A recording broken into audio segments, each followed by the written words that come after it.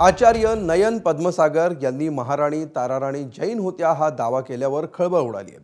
राजकीय वर्तुळामध्ये त्यांच्यावर टीका होत असताना जैन मुनी निलेश चंद्र यांनी सुद्धा असहमती दर्शवली आहे। पद्मसागर यांनी छत्रपतींचा इतिहास वाचायला हवा असा सल्ला त्यांनी दिला आहे।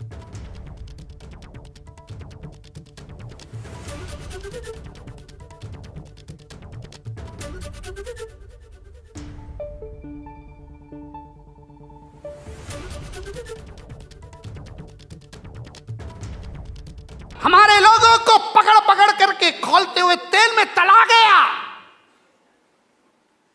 और ऐसे समय के अंदर एक और जैन रानी का उदय हुआ, ताराबाई देवी, और उन्होंने युद्ध की सुकान ली और औरंगजेब को परास्त करके धूल चटाने का काम एक जैन रानी ने किया। ये इतिहास जैन महिलाओं का इतिहास है। ये कायरो का इतिहास भारत का कभी नहीं होता, ये वीरों का इतिहास होता है। तर महाराणी ताराराणी या जैन असल्याचा दावा करणारे जैन मुनी नयन पद्मसागर यांच्यावरून जैन मुनी निलेश चंद्र महाराज यांनी टीका केली आहे। नयन पद्मसागर यांनी महाराष्ट्राची माफी मागावी असं निलेश चंद्र महाराजांनी म्हटलं आहे। नयन पद्मसागर हे मराठी मारवाडी वाद निर्माण करत असल्याचा आरोपही त्यांनी केला।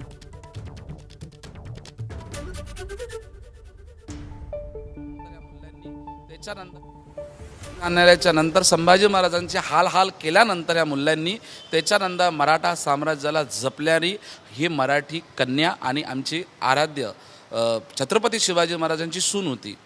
ही पुरा अख्खा महाराष्ट्राला माहीत आहे ते कोण होते। नयपद्मसागरजींनी हा इतिहास जपला हो आणि त्यांना जाहीरपणाने हा महाराष्ट्राच्या जनताला माफी मागायची गरजेचं आहे।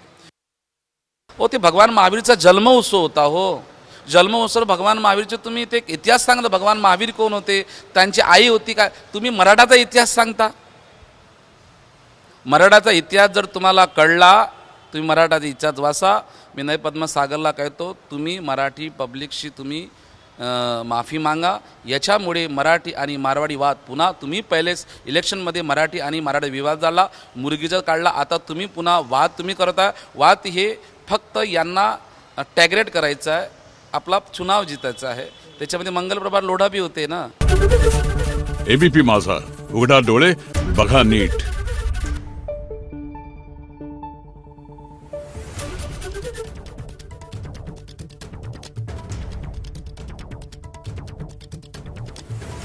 Thank you.